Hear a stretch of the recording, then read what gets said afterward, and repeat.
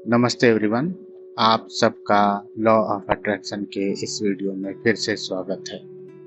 हम आज बहुत ही इम्पोर्टेंट टॉपिक के ऊपर बात करने वाले हैं। टॉपिक है अफर्मेशन राइटिंग के समय हम अपने वाइब्रेशन को किस तरह से उस वाइब्रेशन तक रखें, जब हम लिखें तो वो बात सीधे सबकॉन्शियस तक पहुंचे। राइटिंग या हम जो विजुअलाइज करते हैं उसका मेन इंटेंशन यही होता है कि हम ऐसे फ्रीक्वेंसी पर वाइब्रेट करें जो सबकॉन्शियस तक सीधे सीधे जा सके। तो इसी के ऊपर हम आज बात करने वाले हैं और जो हमारा टॉपिक रहेगा वो है अफर्मेशन राइटिंग को और कैसे स्ट्रॉन्ग करें। तो देखिए, लॉ ऑफ अट्रैक्शन के जो 3 मुख्य पॉइंट हैं वो है आस्क, बिलीव एंड रिसीव। यानी आपको पहले मांगना होगा, फिर बिलीव करना होगा और फिर जो है उसको रिसीव करना होगा। यही 3 पॉइंट होते हैं लॉ ऑफ अट्रैक्शन के, उसी के ऊपर आपको काम करना होता है। यानी ये सब पूरा तीनों पॉइंट जो है वो आपके आपके मस्तिष्क के ऊपर जो बिलीफ सिस्टम है उसी के ऊपर है। आपको अगर पूर्ण रूप से विश्वास है कि आप जो मांग रहे हो वो मिलेगा ही, देन वो मिलेगा। और आपको एक एक ऐसी फ्रीक्वेंसी में वाइब्रेट करना होगा कंटिन्यूअस, तो आपकी इच्छाओं को आपका सबकॉन्शियस सुनेगा फिर। एंड उसके बाद जहाँ से भी आपकी इच्छा पूर्ण होने वाली होगी वहाँ तक वो वाइब्रेशन को पहुँचाएगा।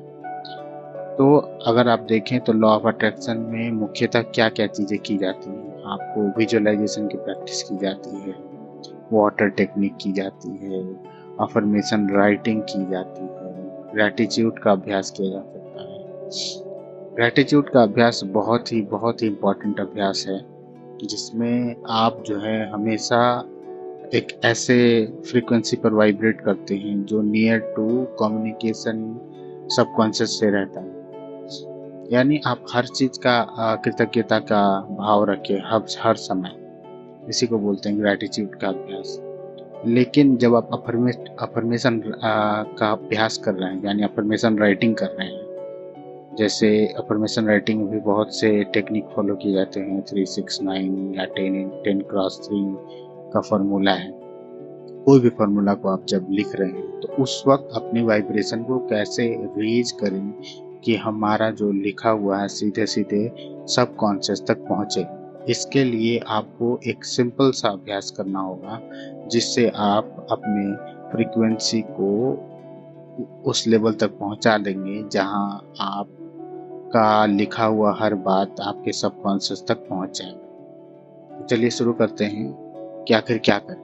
देखिए, एक बहुत ही साधारण सा बात है जो मैं आपको बताना चाहता हूँ, डीप ब्रीथिंग। अब डीप ब्रीथिंग से हुआ क्या, आपको अपने वेगस नर्व को एक्टिवेट करना होगा। आपका वेगस नर्व जब एक्टिवेट होता है तो आपका जो ब्रेन सेल्स है ऑटोमेटिक बीटा से धीरे धीरे अल्फा की ओर जाता है। और इसमें सबसे इम्पोर्टेंट, सबसे सिंपलिस्टिक तरीका जो है अपने वेगस नर्व को एक्टिवेट करने का, वो है डीप ब्रीदिंग का अभ्यास। धीरे धीरे सांस लेने का अभ्यास, धीरे धीरे सांस छोड़ने का अभ्यास। सबसे पहला चरण इसमें यही है कि आप पहले धीरे धीरे धीरे सांस लेना सीखें, धीरे धीरे धीरे धीरे सांस छोड़ना सीखें।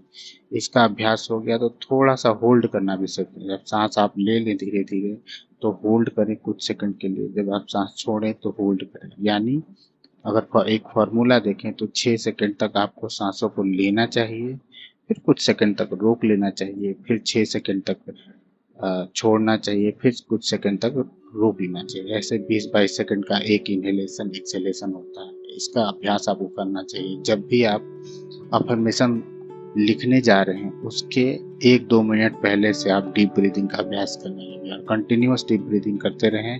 फिर आप अपना अफर्मेशन राइटिंग को शुरू करें और लिखते हुए भी आपको डीप ब्रीदिंग करते रहना है। और हो सके तो स्माइलिंग फेस रखें, ताकि आपका जो डीप ब्रीदिंग के साथ जो वेगस नर्व एक्टिवेशन है और स्ट्रॉन्गर हो सके, जिससे आपका ब्रेन सेल जो है नियर टू अल्फा की ओर जाए। बीटा में तो ही रहेगा, बीटा से अल्फा जाना दिन में उसके लिए बहुत ही अभ्यास करना पड़ता है। लेकिन जब अगर आप डीप ब्रीदिंग का अभ्यास कर रहे हैं और स्माइलिंग फेस रख रहे हैं तो नियर टू अल्फा जा सकते हैं। इसका अभ्यास करने से आपको होगा क्या कि आप जो लिख रहे हैं, जो भी फॉर्मूला के बेसिस पर आप लिख रहे हैं, लेट्स से आप 369 को फॉलो कर रहे हैं और उसको लिख रहे हैं और अब डीप ब्रीदिंग करते हुए लिख रहे हैं, तो सीधे सीधे जो है आप कहीं ना कहीं आपका लिखा हुआ सीधे सीधे सबकॉन्शियस तक पहुंचेगा।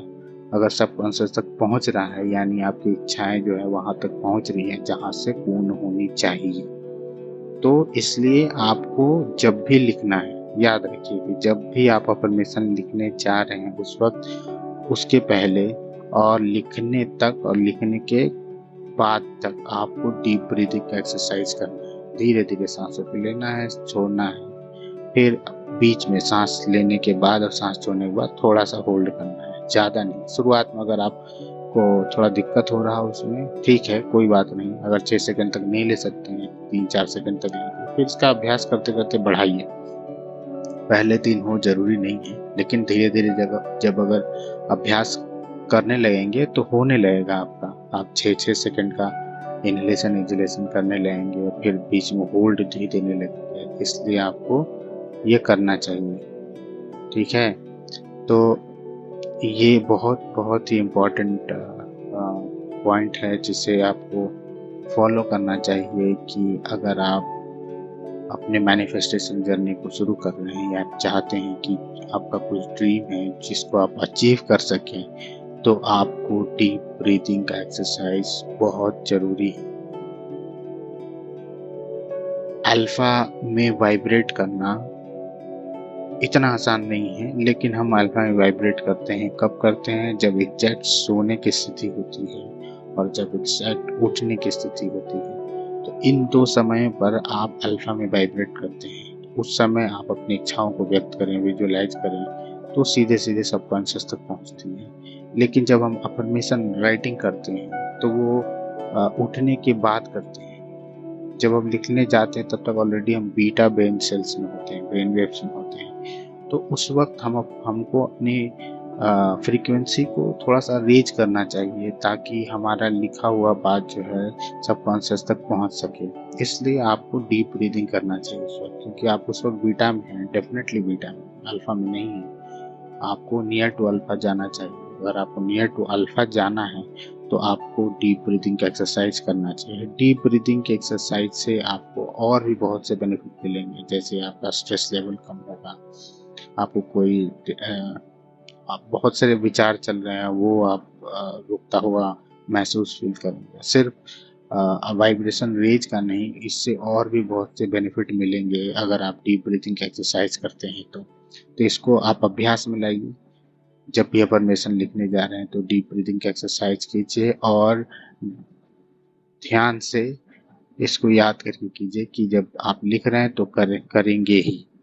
तो आज का टॉपिक जो था इसी के ऊपर था कि जब हम अफर्मेशन की राइटिंग करें तो उस वक्त क्या फॉलो करें कि हम अपने वाइब्रेशन को उस स्थिति में रेज कर पाएं कि हमारा लिखा हुआ हर बात सबकॉन्शियस तक पहुंच सके। तो फिर हम किसी और वीडियो मिलेंगे, तब तक के लिए धन्यवाद। अगर आपको वीडियो पसंद आया हो तो लाइक एंड सब्सक्राइब कीजिए। अगर आपको लगता है कि ये वीडियो किसी के साथ शेयर करना चाहिए तो शेयर भी कर सकते हैं। आप सबका बहुत बहुत धन्यवाद मेरा वीडियो देखने के लिए। Thank you.